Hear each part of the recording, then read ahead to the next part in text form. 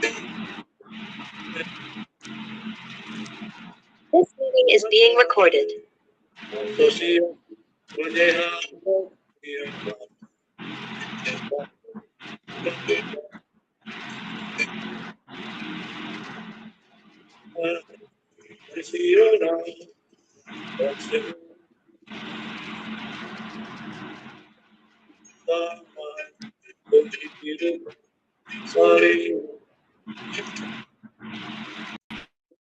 Cakrawala berpikir, pola hidup sehat, siram jaman, bersinergi dengan negara, membuka lapangan kerja, menggali potensi Nusantara,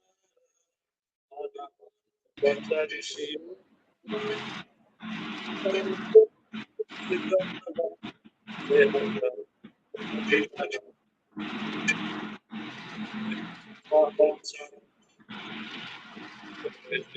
Indonesia, menang dan bertahan bersama.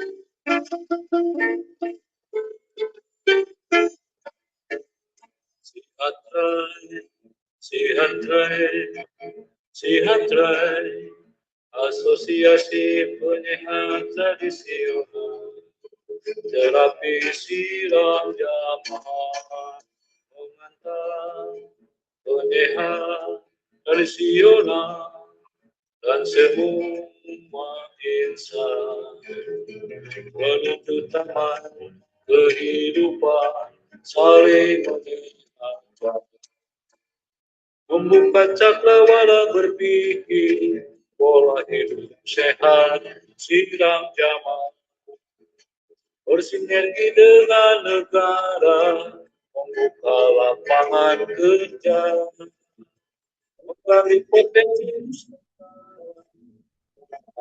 kontraksi, obat itu.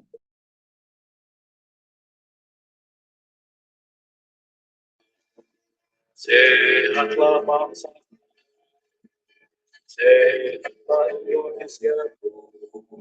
Mari berjuang, menang dan bertahan bersama Sihat.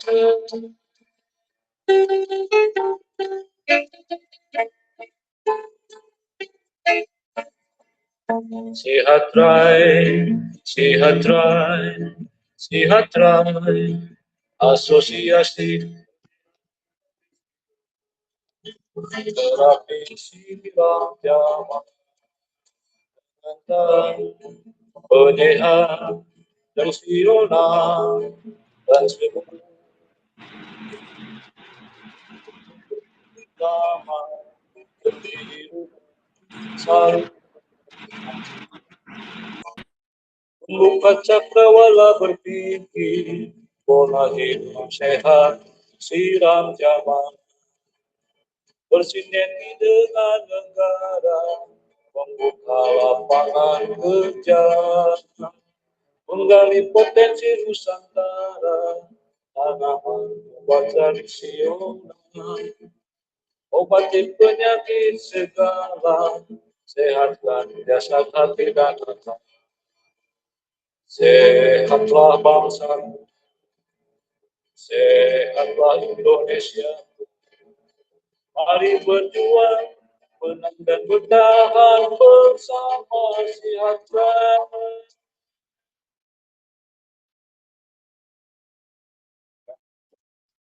Assalamualaikum.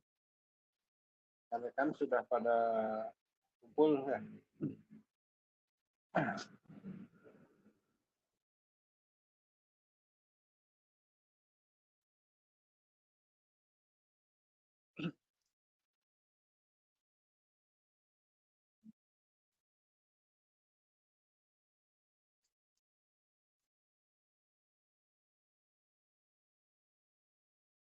saja yang hadir ini? 1, 2, 4 orang.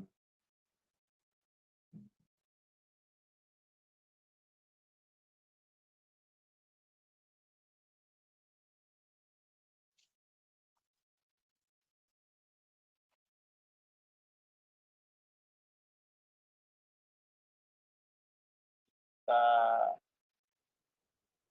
mulai jam 16:10 sambil menunggu yang lain.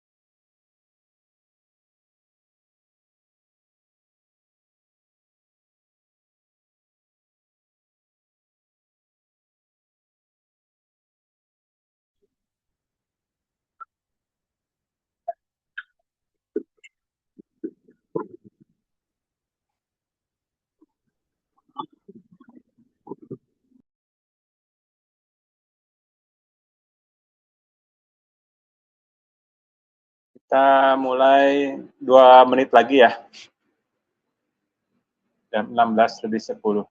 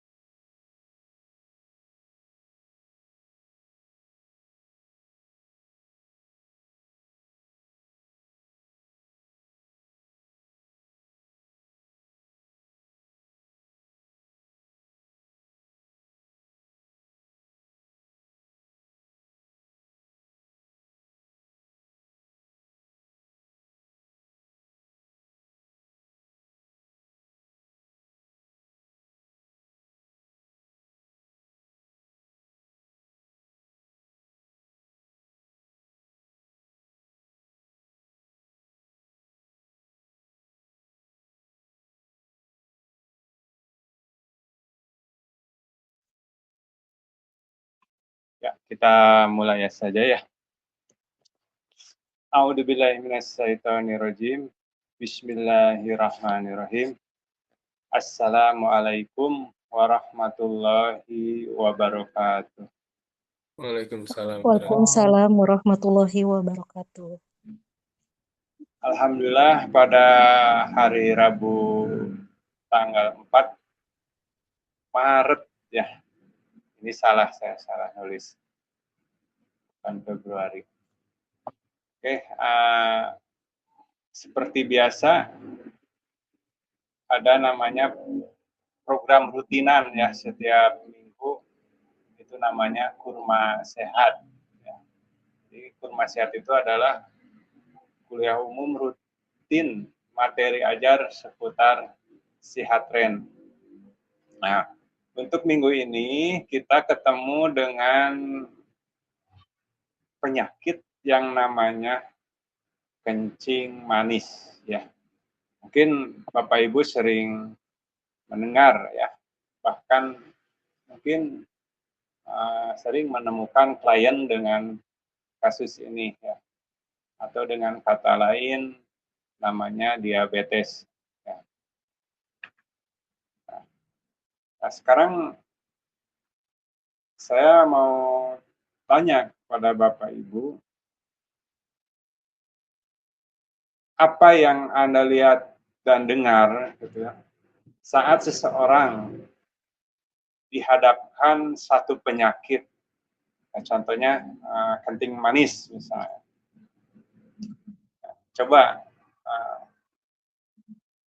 Anda misalnya, Anda seorang terapis atau siapapun lah diri Anda, saat melihat seseorang kena sakit, orang yang kita lihat itu apa yang mereka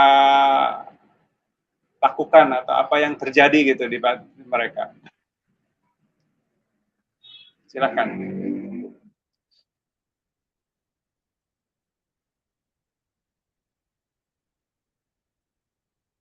Atau diri Anda kalau misalnya terjadi sakit, apa yang Anda lakukan dan atau Anda dalam ya hati Anda, apa yang Anda rasakan? Silakan dijawab. Ini maksudnya kondisi orang yang kena diabetes seperti itu kira-kira atau bagaimana? Ya pokoknya mah kalau orang sakit, kena sakit, Diabetes. apa yang ada di benak mereka gitu? Oh, Dan pasti sedih itu. Sedih ya. Apalagi mungkin ada perasaan putus asa kalau ini masalah diabetes nih ya. Iya. Karena biasanya diabetes itu bisa dibilang pengobatan yang perlu waktu, enggak bisa singkat ya. Beda dengan sakit pinggang gitu. Jadi biasanya yang pernah saya dengar juga, saudara tuh ada yang sampai putus asa, yaitu karena diabetes nggak sembuh-sembuh. Dan memang untuk masalah diabetes itu kebanyakan cukup lama sekali lah, atau memang susah disembuhkan. Biasanya seperti itu. Siap. Betul. Terima kasih Pak Satiman. Betul. Jadi semua orang saat dihadapkan dengan satu penyakit, apalagi penyakitnya misalnya diabetes, maka orang tersebut pasti akan suasananya itu panik, gitu kan, gelisah, gitu. Takut, nah gitu ya. Maka kalau situasinya terjadi seperti itu, seperti yang tadi disebutkan juga oleh Pak Satiman ya, maka orang tersebut akan mungkin menyalahkan diri ya, atau kadang menyalahkan orang lain misalnya kan, gitu. Karena jadi nggak menentu aja orang. Terus mencari pengobatan, mau ke dokter, mau ke alternatif atau kemanapun, itu akan dilakukan. Tapi berbeda dengan yang orang tidak panik atau tidak takut. Biasanya orang yang sudah rasa khawatir dan takut ini mencari pengobatannya pun justru di dalam pikirannya itu pengen obat ajaib gitu. Artinya kalau ke dokter pengen obatnya yang langsung sembuh gitu. Atau ke alternatif itu bisa pengen langsung sembuh gitu. Bahkan saking putus asanya dia mencari yang aneh-aneh, misalnya nanya ke mana, nanya ke kuburan, nanya ke mana lah itu istilahnya. Itu yang panik. Terus ada juga yang mengisolasi diri. Mengisolasi diri. Artinya dia merasa penyakit ini nggak akan sembuh, ya udah pasrah, saya mah diam misalnya. Terus selanjutnya ada yang berdoa atau mencari dukungan spiritual. Ya, berdoa itu betul, namun kadang ada seseorang yang karena khawatir dan putus asa, dia terus berdoa dan menanyakan atau mencari dukungan itu, orang-orangnya kadang nggak tepat gitu. Karena yang tadi udah khawatir, udah gelisah, sehingga kadang nggak tepat gitu kan. Sehingga masukannya yang masuk pun itu tidak objektif lagi gitu ya. Itu yang dikhawatirkan. Nah, selanjutnya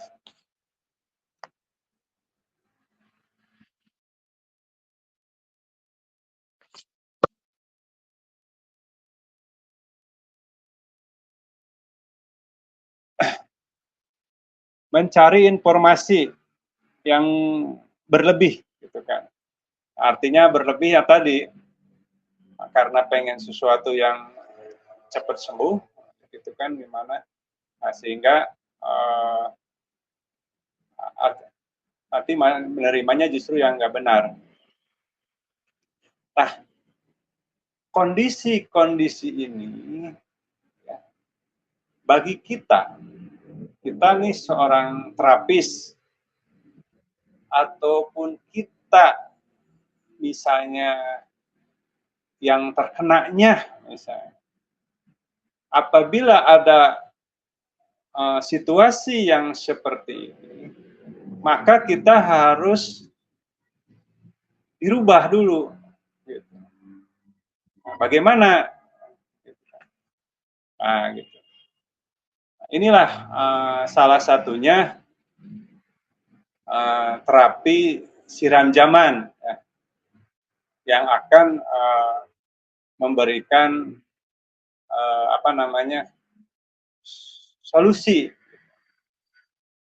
Mungkin sebelum kita mendengar dan melihat bagaimana solusi siram zaman, kita lihat dulu misalnya para pendapat para ulama misalnya. Nah, kalau kita tidak panik, maka kita menanyanya pun itu akan lebih pas gitu ya. Nah, otomatis para ulama biasanya memberikan jawaban bahwa penyakit itu adalah bisa ujian atau bisa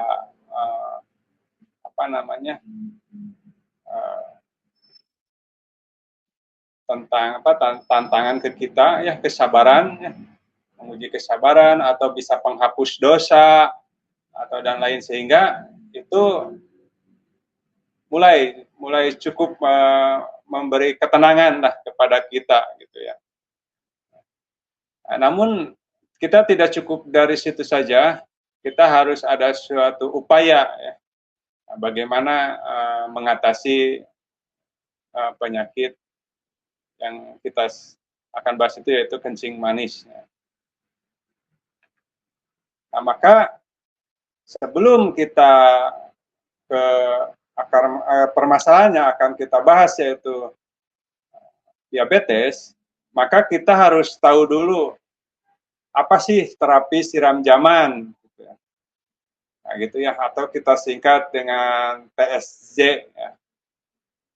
Nah, terapi siram zaman ini yaitu metode terapi ya yang dilahirkan oleh si Hatren ya, yang dikomandani atau ketua umumnya waktu itu Pak Gunansah ya. Nah, beliau Pak Gunansah pun itu mengeluarkan buku ya, itu pengantar hidup sehat siram zaman waktu tahun 2017. Nah gitu ya. Lahirnya TSJ ini dari berbagai ahli ya yang memiliki keterampilan yang berbeda. Itu mulai dari refleksi, ada pijat urut ya, ada pendam dan ada herbal ya dan sebagainya ya di dalam. Nah, jadi para ahli ini yang sudah berpengalaman puluhan tahun ya, bahkan yang turun-temurun dari orang tuanya ya, leluhurnya itu berkumpul dan merumuskan yaitu salah satu metode terapi yang namanya siram zaman. Nah, jadi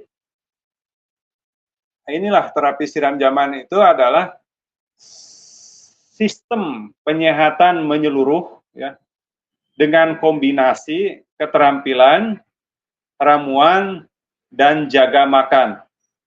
Nah, tujuannya yaitu promotif dan preventif.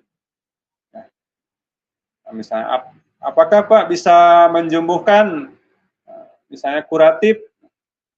Ya, itu otomatis apabila kita sesuai dengan polanya, ya, insya Allah itu akan sembuh ya. Nah, jadi beginilah yang disebut metode siram zaman. Nah, maka kita harus jelas dulu dan harus paham dulu metode siram zaman itu apa gitu kan. Nah, kita luruskan dulu dari pengertian metode juga ini masih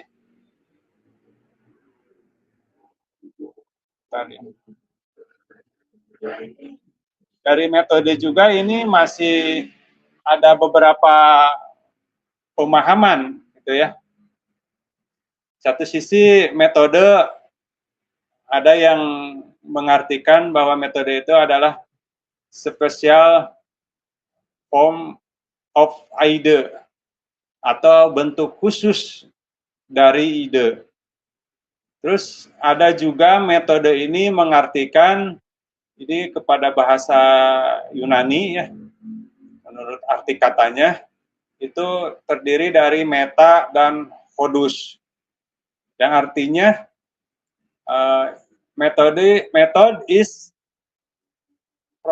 procedure of form, artinya metode ini jalan atau cara kerja gitu ya. Gitu. Nah, jadi apakah dua-duanya ini ada yang salah atau yang benar? Nah, dua-duanya ini semua ya benar gitu kan. Kalau metode yang satu ini dilihat dari satu istilah, kalau ini menurut arti kata. Nah, jadi kalau metode yang pertama ini yang sebelah kiri ya dari layar, ini menggambarkan bahwa metode itu bentuk khusus dari berpikir. Jadi seperti apa? Nah,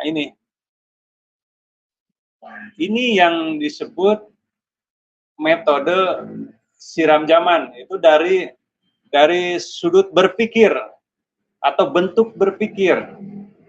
Maka di sini kita akan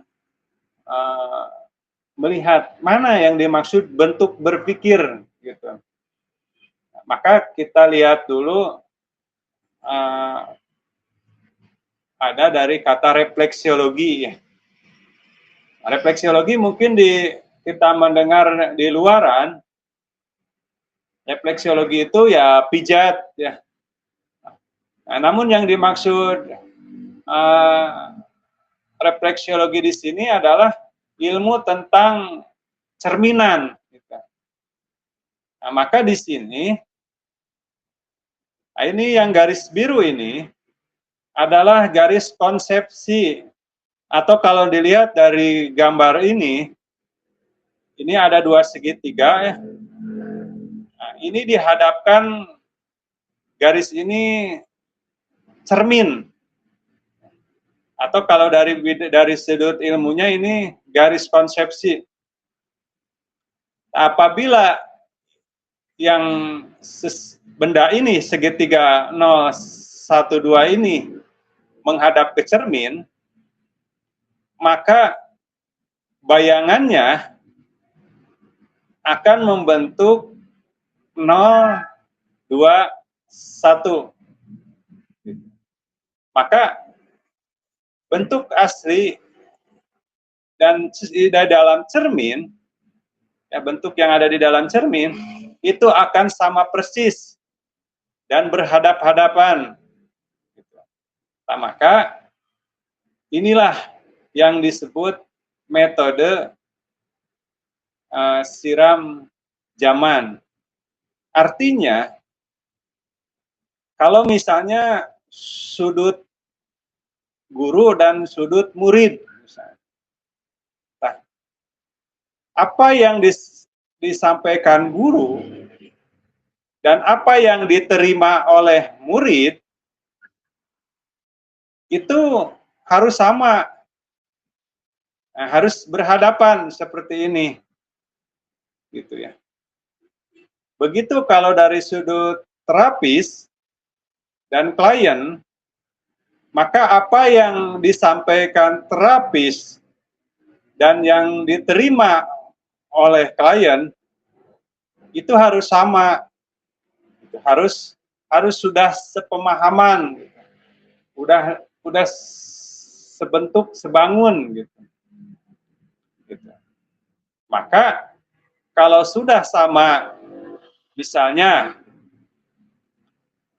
Bapak misalnya kencing manis atau diabetes ini, yaitu kandungan gulanya itu tinggi, maka kurangi yang mengandung kandungan gula.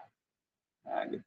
Karena kerja insulin atau kerja pankreas untuk menghasilkan insulin atau insulin bekerja untuk menyerap gula itu sudah kurang, maka kurangi.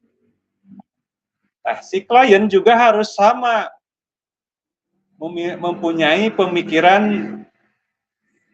seperti yang terapis sampaikan.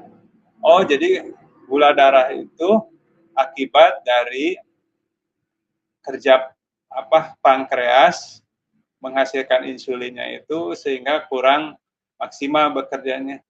Oh, sehingga masukan manis itu dikurangi. Misalnya. Nah, itu harus sama dulu. Oh, paham. Oh, terapis paham, klien paham, sehingga sepakat. Berarti bagaimana nih cara selanjutnya, misalnya. Nah, itu harus sama dulu. Nah, inilah yang dimaksud metode siram zaman. Kita ambil dari kata refleksi atau cerminan. Gitu ya. Nah, terus ini yang dimaksud dengan metode siram zaman. Yang disebutnya itu konsep segitiga setimbang. Nah, jadi di mana ini 0, ini anggap aja 0 ini adalah matahari. Nah, angka 1 ini adalah bulan. Nah, 2 ini adalah bumi. Nah, sehingga matahari ya, memancarkan sinarnya ke bulan, maka bulan akan memantulkan ke bumi. Begitu matahari memancarkan cahayanya ke bumi, maka bumi menyerapnya. Kayak gitu. Itu. Jadi itu kalau kita melihat dari pasti alam. Nah, bagaimana kalau melihat dari budaya atau ilmu? Nah, di sini kan ilmu ataupun alam semesta itu ada yang mencipta. Ya, ada yang mencipta, ada yang menggerakkan, otomatis yang membuat kehidupan ini itu ada yang merencanakan atau ada yang maha merencana.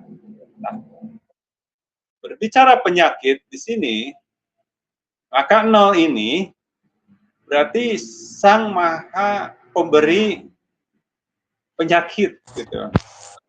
Berarti dia juga sang maha pemberi penyembuh gitu kan. Nah gitu. Berarti sang maha ini siapa gitu kan? Berarti dia Allah kan, yang segalanya ya, maha penyembuh, maha pemberi sakit dan segalanya. Nah, maka di sini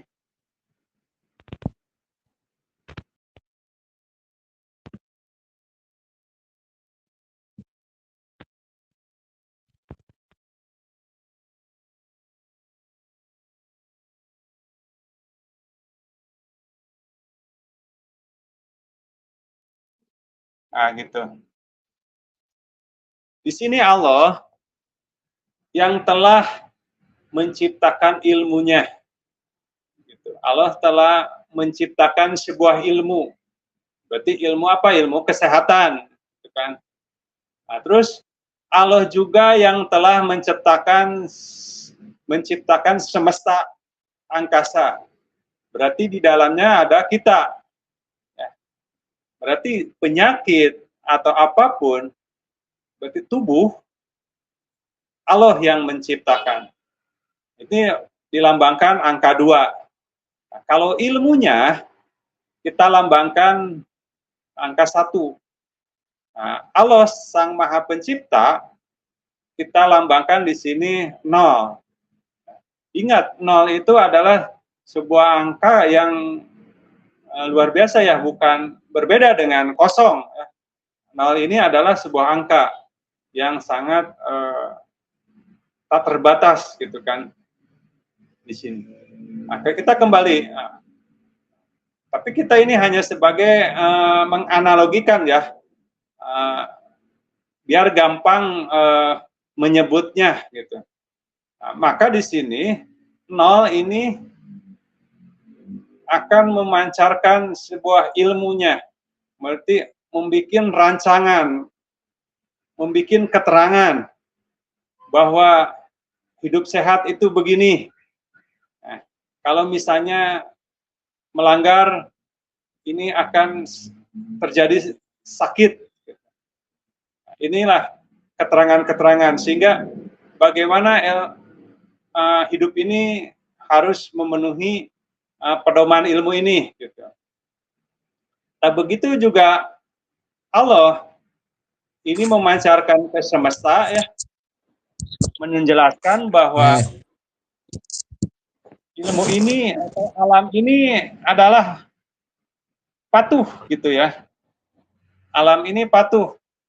Misalnya matahari, bulan, bumi itu beredar sesuai dengan tugas dan fungsinya. Begitu tubuh.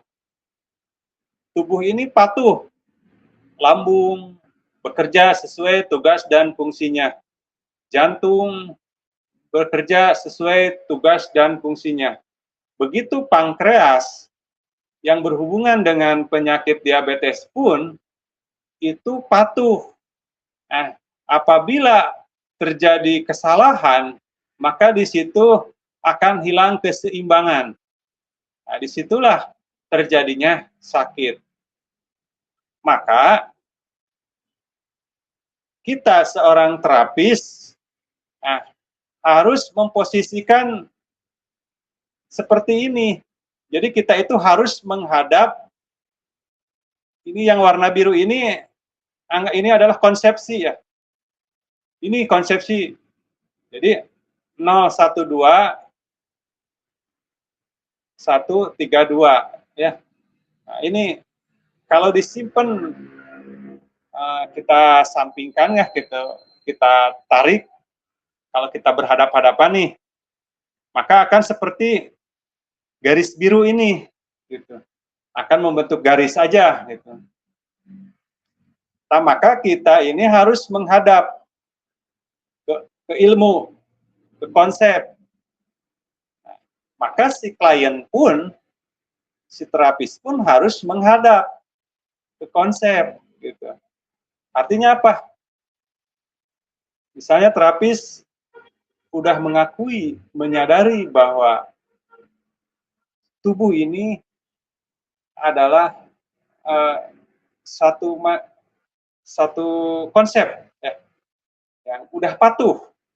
Nah, di saat terjadi sakit, maka di situ ada pelanggaran. Maka si terapis harus mengakui itu adalah ada kesalahan. Maka si klien juga harus sama mengakui itu ada sebuah kesalahan. Itu. Kita lanjut seperti ini. Nah, ya. Maka inilah cara kerjanya.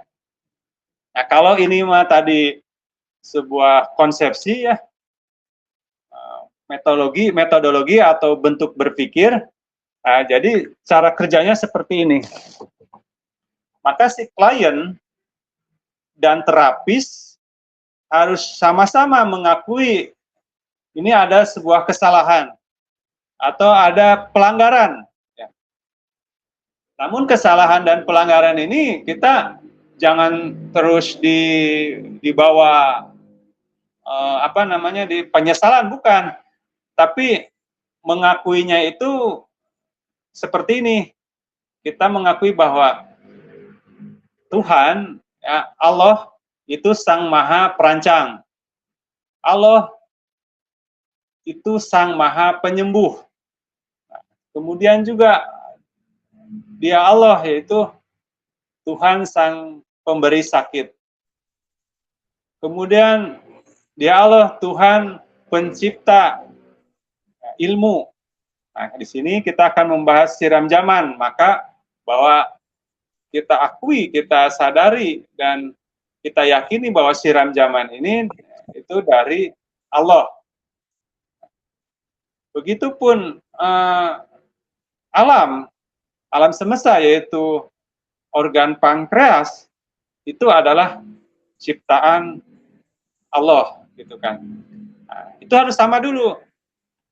Ini yang tadi 012 ini terapis, yang 021 ini klien. Nah, maka ini harus berhadapan, melihat ke konsep. Jadi bukan si terapis bukan melihat, si klien bukan melihat terapisnya, atau terapis bukan melihat kliennya, tapi harus sama-sama melihat yang warna biru ini, yaitu konsep ini.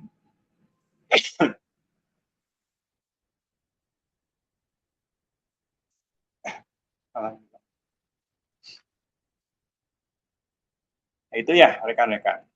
Nah, inilah yang disebut metodologi. Kita lanjut. Nah, maka kita lihat nih,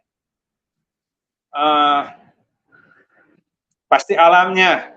Nah, kita harus tahu pankreas itu di mana letaknya. Pankreas itu bentuknya seperti apa. Nah, inilah bentuk pankreas, warna kuning. Yang warna kuning ini. Nah, ini bentuknya ini. Nah, terus letaknya itu di perut, ya. Kurang lebih di pas kalau tangan kita dekatkan, itu berarti pasikut ya, pasikut. Nah, terus tengahnya kita ambil dari dada, dari hidung ke bawah, atau dari pusar ke atas. Itu di bawah ulu hati ya. Nah, inilah pankreas. Dan inilah letaknya di situ. Nah, inilah bentuknya. Nah, sehingga Anda itu harus membayang bahwa dia itu adalah satu makhluk ciptaan Allah. Gitu. Nah, itu semua harus meyakini ke sana. Kemudian ini cara kerja kedua. Nah, tadi ini yang pertama ya, kita melihat pasti alamnya. Terus yang keduanya yaitu kita sibuk di sini dan semangat melakukan perbaikan. Yaitu salah satunya melakukan terapi dan jaga makan. Kalau dari sudut ilmu sehatren, berarti kita sibuk dan semangat melakukan suatu perbaikan. Itu ya rekan-rekan. Jadi cara kerja siram zaman itu satu antara sudut pandang terapis sehatren dan sudut pandang klien itu sama-sama menghadap. Itu ya. Pertama itu dulu. Harus sama-sama menghadap satu konsep. Itu bahwa Allah yang telah menciptakan ilmunya, ilmu siram zaman. Allah yang telah menciptakan tubuh. Itu Allah yang telah menciptakan organ pankreas. Itu harus sama antara terapis dan klien. Itulah yang disebut metode siram zaman. Kemudian yang setelah mengetahui konsep, kita mulai ke langkah-langkah atau cara bekerjanya. Nah, tadi pertama mengakui bahwa Allah Sang Maha Penyembuh, Allah Sang Maha Pemberi sakit. Terus Allah yang telah menciptakan ilmu, Allah yang telah menciptakan organ. Nah, itu tadi, maka kita lihat, kenali dulu organnya, ya. Terus kita kenali letaknya di mana. Nah, setelah itu baru kita sibuk berbuat dan semangat melakukan suatu perbaikan. Itu dengan terapi kombinasi dan jaga makan. Nah, itu langkahnya. Selanjutnya, tentu kalau kita sudah berhadapan dengan klien, pertama kita mendata identitas. Ya. Setelah mendata, kita tahu kondisi umum. Pertama, cek detak nadi. Ya, detak nadi kita, terus tekanan darah, terus pupil, terus lidah, wajah, dan mata. Nah, itu nanti ada di session khusus ya, untuk membahas itu.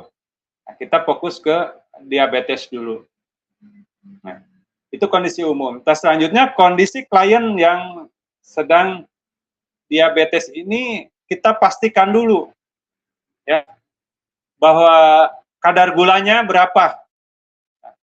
Kita ketahui kadar gula yang normal itu 80 sampai 140 mg per desiliter ya. Ini normalnya. Maka untuk mengetahui kondisi klien disebut diabetes ini, itu manakala kalau saat puasa itu kadar gulanya itu di atas 126. Kalau sewaktu itu di atas 200. Otomatis untuk mengetahui ini salah satunya kita harus menggunakan alat, ya, alat untuk cek diabetes, yaitu secara klinis, ya. Ini bisa diarahkan dulu ke puskesmas misalnya, ya, untuk dicek darahnya, atau si klien itu sendiri udah membawa hasilnya, hasil rekam medisnya misalnya. Oh, saya ini diabetes misalnya, kan, kayak gitu. Itu ya rekan-rekan.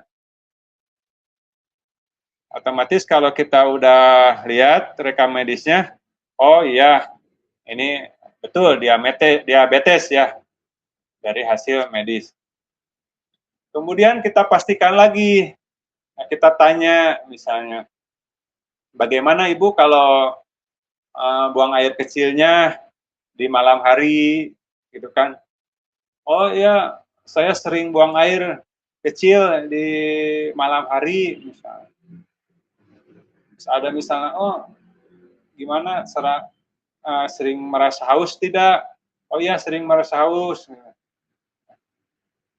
Terus sering merasa lapar. Nah, ini tanda-tanda umum ya. Silahkan Anda nanti tanya kepada klien. Selain tadi mengecek hasil rekam dari klinik ya, atau dari puskesmas, kita tanya juga secara umum ya. Kemudian kondisi fisik lainnya ya, kita bisa melihatnya dia terlihat lemas, lelah, terus kadang kita perlu tanya juga misalnya pandangannya kabur enggak gitu. Atau misalnya lihat di kulit ya ada infeksi kadang berulang-ulang gitu kan. Ini perlu ditanya oleh kita. Itu ya. Nah, jadi setelah semua indikasi ini ada di klien, maka ya itu udah dipastikan bahwa klien ini kena diabetes. Maka kita harus memberi masukan kepada klien bahwa sampaikan bahwa kalau diabetes ini dibiarkan, ini lama-lama akan menyerang organ lainnya, yaitu jantung dan pembuluh darah, terus ginjal, terus mata dan kaki ya, bahkan sampai diamputasi.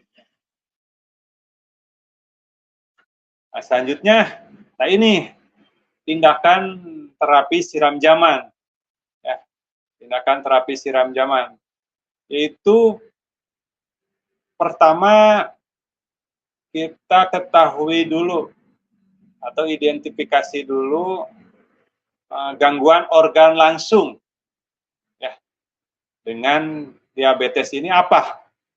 Otomatis organ yang berhubungan langsung dengan kondisi yang diabetes ini yaitu nomor 15, 16, 17.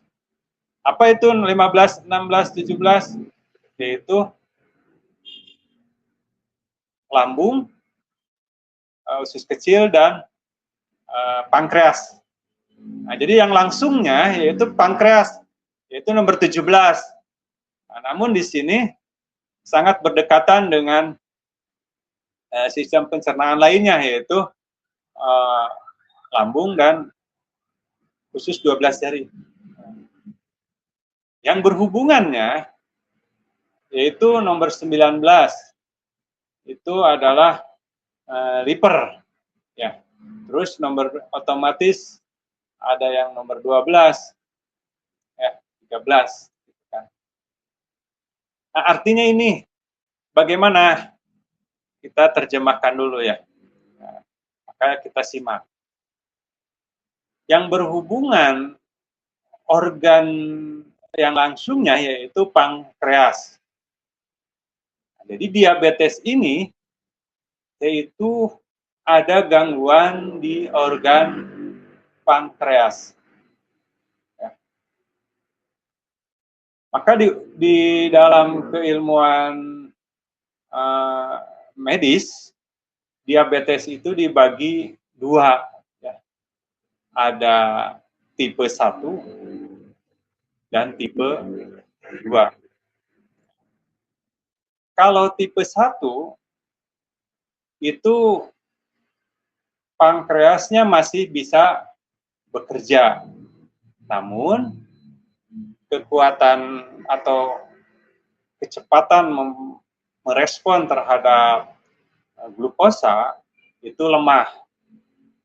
Nah, kalau yang tipe 2, si insulin itu sudah rusak. Jadi pankreasnya sudah rusak sehingga memproduksi insulinnya sudah tidak bisa. Maka kadar gula itu tidak bisa diserap oleh insulin. Itu untuk lebih jelasnya mungkin ya bisa nanti hanya ke ahli yang untuk kalau melihat berdasarkan dari medis tadi ya. Namun kita bisa simpulkan di situ bahwa ada yang masih berfungsi organ, cuman lemah. Yang kedua ada yang sudah rusak. Gitu. Nah, itu kita akan agar bisa menjawab bagaimana tindakan terapinya. Mungkin kalau diumumkan ada yang kering dan basah. Gitu. Tapi kita nggak melihat ke sana. Kita melihat karena kita mau mengatasi dari dalam dulu nih. Dari sistem hormonal. Dari sistem hormonalnya. Maka kalau dari sistem hormonalnya, kita harus mengetahui tadi apakah kerjanya sudah lemah atau organnya itu ada luka. Nah, gitu. Maka kalau organnya lemah, maka itu harus kita tingkatkan. Maka yang distimulasi atau yang ditekannya tentunya organ ini nih, kita sambil lihat gambar. Organ pankreasnya. Nah, ini nomor 17 di sini. Ya, maaf. Jadi rekan-rekan nanti apakah itu diabetesnya karena tipe 1 atau tipe 2, penanganan pertama dalam teknik manipulasi atau stimulasi itu kita menekan nomor 17 ini. Ini di metatarsal ya. Metakarpal 1. Metatarsal. Terus di lurusan ini nih. Palang 1 atau jempol terus ke bawah. Nah, di sini. Nah, inilah tengah-tengah di pinggir ya. Kelihatan ya rekan-rekan nomor 17. Kelihatan. Nah, maka nomor 17-nya distimulasi. Ya.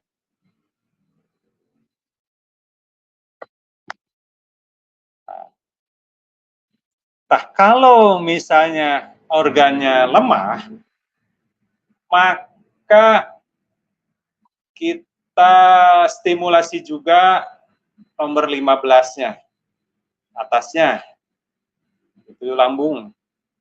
Terus bawahnya ini usus 12 jari. Nah, ini stimulasi. Berapa kali misalnya? Ini bisa sampai 9, bahkan sampai 30. Ya, 30 kali penekanan. Ini, daerah ini. Nah, kemudian, karena pijat refleksi ini adalah mengaktifkan sistem kelenjar dan sistem hormonal, maka hormon apa aja ya, yang bisa meningkatkan kerja pankreas ini, gitu kan. Maka selanjutnya yang berhubungan dengan hormonalnya yaitu nomor 12 dan 13. Ini tiroid dan paratiroid. Tiroid dan paratiroid ini itu untuk meningkatkan sistem metabolisme. Sehingga nutrisi dalam sel pankreas itu metabolismenya lancar, sehingga regenerasi sel atau sistem kerjanya lagi atau selnya akan tercipta sel baru gitu. Nah itu, jadi 12, 13 itu fungsinya untuk itu. Kemudian khawatirnya di sini misalnya pankreasnya itu ada luka misalnya, ada luka, atau misalnya kena virus, gitu kan. Maka di situ kita stimulasi organ nomor 21, itu adrenal. Dan nomor 19 di sini kandung empedu.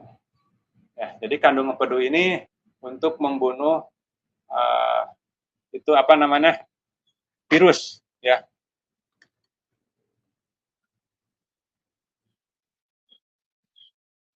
Nah, gitu ya sahabat sekalian. Jadi itulah yang disebut organ berhubungan, gitu. Jadi organ langsung yang terkenanya adalah nomor 17, yaitu pankreas. Maka si pankreas ini harus ditingkatkan kerjanya. Si pankreas ini apabila ada luka atau ada yang nyerang virus atau ada yang nyerang bakteri, nah itu harus dibunuh virus bakterinya. Terus yang lukanya diperbaiki, itu memerlukan kerja organ lain. Itu salah satunya tiroid, paratiroid, ya, kandung empedu, kelenjar anak ginjal, ya. Terus kerja organ lainnya juga di sini jantung juga kuatkan, nomor 33 ya. Terus nomor 5 itu saraf trigeminus. Terus nomor 8 pun itu mata, agar kalau matanya sudah terganggu misalnya, terus agar tidak menyerang yang lain, karena diabetes itu akan melemahkan juga reproduksi kita, ya. Untuk laki-laki misalnya itu di sini ada 50 dan 51, yaitu kelamin, ya, atau ya penis, ya. Nah, biar tidak terpengaruh, khawatirnya dengan gula itu menjadi impoten, ya, lemah, maka stimulasi juga organ reproduksi. Nah, ini ya rekan-rekan, jadi kenapa titik-titik ini yang harus distimulasi? Karena organ-organ ini yang akan mendukung, dan organ-organ ini pun nanti akan terpengaruhi. Nah, gitu ya rekan-rekan. Nah, untuk jelasnya mengenai konsep refleksiologi, ya nanti di materi khusus, ya, nanti akan terulang lagi di sini. Nah, itu ya rekan-rekan. Nah, ini gambar refleksinya saya lampirkan juga. Nah, bagaimana cara menekannya? Ya, inti menekannya itu ditekan dengan jari, ya, atau dengan alat di titik tersebut, ya. Terus setelah ditekan diputar-putar, ya. Terus diremas dan diusap. Itu aja. Berarti menekan, memutar, meremas, dan mengusap. Ya itu aja tekniknya di setiap titik. Itulah mengenai teknik stimulasinya. Kemudian, karena siram jaman ini melibatkan atau menggunakan salah satunya ramuan, maka selain tadi dengan tindakan stimulasi pada titik-titik refleksi, maka rekan-rekan juga harus siapkan ramuan, yaitu Sambiloto. Ya, mungkin rekan-rekan tahu ya Sambiloto. Atau misalnya kalau belum mengenal, bisa dibuka di Google, ya, bentuknya yang seperti apa. Saya lupa, ini nggak dilampirkan. Nah, kenapa harus Sambiloto? Nah, Sambiloto ini ada senyawa ya. Di dalam Sambiloto ini ada senyawa aktif yang namanya andrografolid. Nah, ini senyawa ini akan membantu meningkatkan sensitif insulin. Nah, maka bagi yang tipe 2 ini cocok. Ya, tipe 2 ini memakan atau meminum ya Sambiloto. Bagaimana caranya? Bisa dikeringkan dulu ya, dikeringkan, terus ditumbuk, terus diseduh oleh air panas. Kemudian selain Sambiloto, untuk menghilangkan lukanya, misalnya di dalam pankreas itu ada luka, misalnya, maka bisa dengan menggunakan rumput teki. Nah, rumput teki ini ada senyawa yang namanya tanin dan steroid. Nah, itulah senyawa antiseptik alami ya, yang dihasilkan dari rumput teki. Nah, terus ada juga untuk anti nyerinya, atau khawatir nanti dari makanan dan minumannya itu, misalnya tadi Sambiloto itu kan akan menyebabkan diare misalnya. Nah, itu harus dibarengin rumput teki, ya. Sehingga efek samping dari Sambiloto bisa dinetralisir oleh rumput teki. Kemudian selain Sambiloto, selain rumput teki, ada juga daun babadotan. Nah, daun babadotan ini itu ada senyawa yang untuk menghambat bakteri, yaitu namanya atsiri ya. Ya, karena tadi pankreas bisa saja diserang oleh bakteri. Maka kita buat ramuan dari daun bandotan ya. Selanjutnya bisa juga dengan kulit manggis dan kembang tembaga. Nah, itu. Nah, jadi kulit manggis pun sangat bagus ya. Adanya senyawa aktifnya yang disebut santon ya, santone ya, itu. Terus kembang tembaga. Nah, itu kurang lebih ya ramuan yang dari alam yang bisa kita olah untuk kencing manis, yaitu Sambiloto, rumput teki, daun babadotan, kulit manggis, dan kembang tembaga. Nah, itu bisa kita keringkan, jemur, terus kita open, ya, terus kita tumbuk, kita saring, setelah yang halusnya kita simpan di toples atau kita masukkan ke kapsul. Kalau misalnya kita males menyeduhnya dan mengkhawatirkan ada rasa pahit, bisa dimasukkan ke kapsul. Nah, selanjutnya rekan-rekan,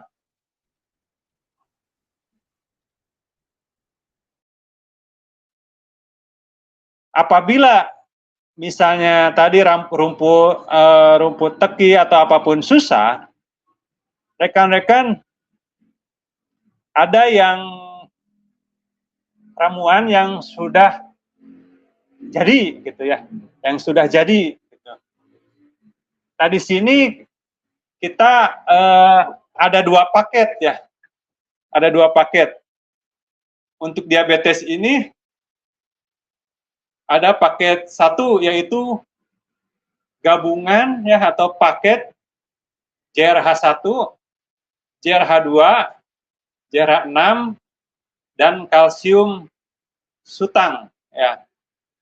Nah, kenapa paket ini sangat bagus untuk diabetes? Nah, JRH1 itu fokus untuk memperbaiki sistem pencernaannya. Ya, karena pankreas itu bagian dari satu sistem pencernaan, maka harus diperbaiki sistem pencernaannya. Maka JRH1 ini sangat cocok. Nah, yang kedua, karena sistem insulin ini berhubungan dengan sistem imun dan kelenjar ini berhubungan nanti dengan pembuangan cair, maka JRH2 ini sangat membantu untuk memperbaiki pembuangan cairnya. Nah, sehingga agar tidak terjadi pengendapan dari hasil metabolisme ini, maka harus dibuang melalui pembuangan cair ini. Maka untuk menguatkannya itu JRH2. Nah, kemudian JRH6 ini untuk apa? Itu untuk meningkatkan imun. Ya. Karena insulin ini bagian dari sistem imun. Ya. Maka JRH6 itu sangat dibutuhkan. Nah, kemudian selain JRH1, 2, dan 6, karena JRH ini sifatnya herbal atau tanaman, tapi sifatnya atau bekerjanya seperti obat. Nah, maka harus dibantu oleh makanan. Jadi selain obat, tentu makanan pun harus dipenuhi. Nah, makanan yang ada ya misalnya makanan yang alam yang sudah tersedia ya. Kalau pencernaannya susah dicerna, misalnya pencernaannya lemah, maka penyerapannya kurang. Maka ini ada solusi nutrisi makanan yang sudah kandungannya ini sudah dibutuhkan benar oleh insulin atau oleh pankreas. Itu ada di dalam kalsium sutang atau disebut labu Cina. Itu ya, labu Cina. Nah, jadi di situ kandungannya labu Cina ini ya atau kalsium sutang ini ada makanan senyawa yang namanya simolytic bond. Itu ini dari labu Cina ini mengandung kalsium. Terus ada pumpkin powder, itu kan yaitu labu Cina itu sendiri ya, yang membuat nanti nutrisi untuk pankreas. Terus untuk membantu penyerapan ada namanya senyawa isomalto oligosakarida ya itu ya rekan-rekan. Ini yang paket 1 ini bisa oleh Anda resepkan kepada klien. Nah, tapi sebelumnya rekan-rekan kasih tahu mengenai tadi ya ramuan-ramuan yang bisa diolah sendiri oleh dia gitu. Nah, tapi kadang klien pengen yang cepat ada misalnya ini kita kasih nih paket 1 atau paket 2-nya bisa tadi kalsium sutang, terus ada namanya diakon, itu nutrisi makanan yang kaya dengan artrospira ya atau spirulina untuk meningkatkan insulin. Terus yang ketiga chitin chitosan, yaitu cangkang udang kering yang dikeringkan, yaitu menjadi makanan nutrisi untuk sistem pencernaan, meningkatkan daya listrik tubuh. Nah, selanjutnya itu udah selesai rekan-rekan ya, ada waktu udah habis ya, tapi nggak apa-apa, ada 5 menit. Silahkan, ada yang ditanyakan.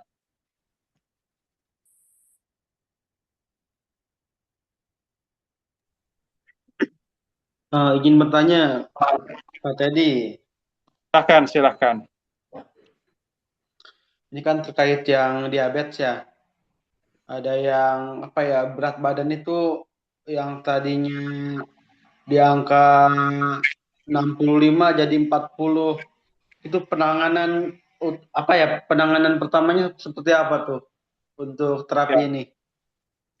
Nah, tentu ya, yang sudah turun berat badannya segitu drastis, otomatis mentalnya itu pasti sudah terganggu aja, nggak dipastikan. Dia udah putus asa pasti. Maka tahap pertama yang bertanya itu siapa tadi? Maaf tadi. Ini Pak tadi Sapturi. Ahmad Sapturi ya? Iya betul. Ya Mas Asmad, tentu dia sudah mentalnya pasti sudah kena. Seperti yang tadi disampaikan oleh Pak Satiman ya. Dia udah putus asa. Maka tahap pertama itu meningkatkan spiritualnya. Bagaimana ya ini? Tadi bangkitkan keyakinannya kepada Tuhan. Ini dengan pola segitiga. Jadi harus sama dulu, harus yakin. Jadi jangan sampai Mas Ahmad yakin Allah penyembuh, Allah yang memberikan penyakit, Allah yang menyembuhkan, gitu. Allah yang memberikan obatannya, Allah yang memberi makanannya. Tapi satu sisi si klien tidak memiliki keyakinan itu. Nah, itu nggak akan terjadi kesembuhan. Maka bagaimana? Nah, itu beri dulu pemahaman. Harus sama dulu nih, seperti segitiga ini. Ya. Jadi antara sudut terapis dan sudut klien harus sama. Terangkan bahwa ini Allah. Nah, setelah itu, terus ya, yang paling kuat sih harus ditandai, diberi tugas ya, misalnya sholat harus tepat waktu, terus makanan dan minuman, terus kita kok seleksi, kita tanya. Nah, itu cara mengetes apakah dia benar nggak nih, sudah sama keyakinannya, maka diberi dulu jadwal oleh kita. Bapak misalnya sarapannya harus jam 6 ya. Nanti Bapak kalau bisa fotokan ke saya Bapak sedang makan. Terus Bapak sholat tepat waktu ya. Kalau bisa Bapak beri informasi ke saya bahwa Bapak betul sedang melakukan sholat. Itu harus begitu, Mas. Kalau hanya, oh iya siap Pak, oh iya, nanti saya lakukan. Kita nggak evaluasi, kita nggak follow up, kita nggak awasi, nggak akan ada jaminan. Itu satu dulu ya yang harus dibenarkan itu. Karena kalau kalau mentalnya sudah rusak, itu ke organnya pun nggak akan merespon. Nah, itu ya. Kalau sudah itu selesai, memberi tugas dan memfollow up-nya dan mengetesnya, jadwal-jadwalnya itu benar-benar mengikuti kita, maka tindakan selanjutnya ini, kita terapi di titik ini, nomor 17, nomor 15, 16, kemudian nomor 19, 12, 13, sampai ke yang 33 ini. Nah, ini lakukan. Kalau bisa ini lakukan dua kali dalam seminggu ya. Berarti per 3 hari. 3 hari terapi, 3 hari terapi. Kemudian jaga makannya. Ini nih. Jeroan, pisang Ambon, lemak, daging sapi, daging kambing, daging kerbau, dan beras dari padi ya. Itu kalau bisa jangan. Berarti kalau beras nanti digantinya oleh apa? Di kita ada namanya rakma iska atau jali-jali, atau di umum ada namanya hanjeli. Itu bisa pengganti nasi. Karena kenapa? Nasi sangat berpengaruh terhadap organ pankreas. Karena ada indeks glikemik di nasi itu tinggi. 70 sampai 80 kadar glikemiknya. Nah, sehingga ke insulin membuat capek gitu. Karena si padi itu tidak mampu ada namanya zat di dalam tanah itu yang tidak mampu ditahan oleh padi gitu. Saya lupa namanya, nanti saya cari tahu dulu. Yang jelas mah beras itu indeks glikemiknya sangat tinggi. Nah, kalau bisa dikurangi, kalau bisa diganti gitu. Dengan namanya itu rakma iska atau jali-jali di umum. Nah, bisa beli di online banyak ya. Atau misalnya pengen dari Sihatren ada, kita tersedia. Ya. Sangat cocok untuk yang kandungan untuk yang diabetes. Nah, tentunya ini ramuannya setelah direfleksi ya ini ramuan ini. Dia mau bikin sendiri boleh, silahkan. Tinggal samiloto, rumput teki, daun badut, kulit manggis ya silahkan dikasihkan. Atau misalnya pengen, kalau dia misalnya si kliennya ya punya uang, ya beli ini aja paket 1 atau paket 2. Yang jelas untuk tindakan awal tadi ya Mas ya, kalau misalnya kliennya emang dekat dan sudah memiliki kepercayaan terhadap Mas Ahmad ya, maka tadi ditingkatkan dulu keyakinannya ya. Itu yang keduanya makannya harus dijaga ya. Tentunya beras, nasi harus diganti. Kalau sudah turut berat badannya sampai segitu ya harus diganti. Itu dengan rakma iska. Oke, segitu mungkin Mas. Ada yang ditanyain lagi? Oke, sementara cukup Pak tadi, nanti kalau ini saya tanya Japri aja nanti. Ya, pokoknya itu aja Mas. Itu mah pasti mentalnya udah terganggu. Itu mentalnya aja diyakinkan. Ya harus dekat ke Sang Maha Pencipta. Ya satu-satunya yaitu melalui sholat. Itu aja. Sholat, kita bantu. Bapak nanti biar kita bisa saling mengingatkan, misalnya nanti pas sholat fotoin ya, gitu. Kalau dia di dalam hatinya misalnya, saya nih harus laporan ke Mas Ahmad misalnya. Berarti kalau dia begitu berpikirnya negatif, ya udah, itu susah kesembuh. Tapi kalau dia mau, oh iya siap Pak, siap Mas, misalnya saya akan laporan. Iya udah ada kepercayaan. kalau sudah ada kepercayaan kepada terapisnya, ya ke Mas Ahmad, otomatis dia percaya ke hatinya, maka ke Allah pun dia akan tambah yakin dan tambah percaya. Tak kurang lebih segitu ya. Melihat waktu karena sudah sangat mepet, saya rasa untuk hari ini cukup.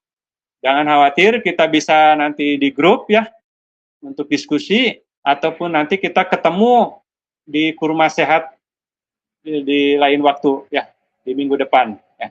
Atas keberhasilan materi hari ini kita ucapkan syukur. Alhamdulillahirrabbilalamin. Assalamualaikum warahmatullahi wabarakatuh. Waalaikumsalam warahmatullahi wabarakatuh.